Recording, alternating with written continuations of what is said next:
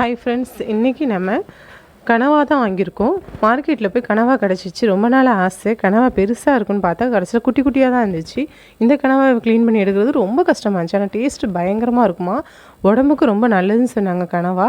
அதில் அந்த ஆட்டோபாம் மாதிரி ஒன்று இருக்கும் மண்டை பக்கத்தில், அதை பார்த்திங்கன்னா பயங்கர டேஸ்ட்டாக இருக்கும். ஆனால் எல்லாருமே அதை விரும்பி சாப்பிட மாட்டாங்க, அது கொஞ்சம் கரன்ச்சியாக இருக்கும்.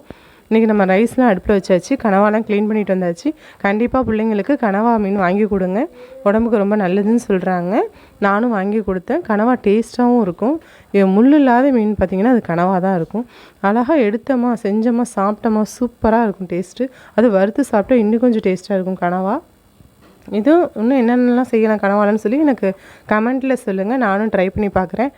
இன்றைக்கி வெந்தய ஜீரமும் வறுத்து விட்டு வெங்காய தக்காளியோடு சேர்த்து ஒரு மீன் குழம்பு தான் நான் செய்ய போகிறேன். இந்த ரெசிபிஸ் நம்மளோட சேனலில் வந்து ஆல்ரெடி அப்லோட் பண்ணியிருக்கோம், கண்டிப்பாக போய் செக் பண்ணி பாருங்கள். இப்போ மீன் வந்து வறுக்கிறதுக்கு எல்லாம் ரெடியாக இருக்குது, குழம்பு கூட்டுறதுக்கு ரெடியாக இருக்குது. வெங்காயம் தக்காளி எல்லாமே நம்ம ரெடி பண்ணி வச்சுருக்கோம்.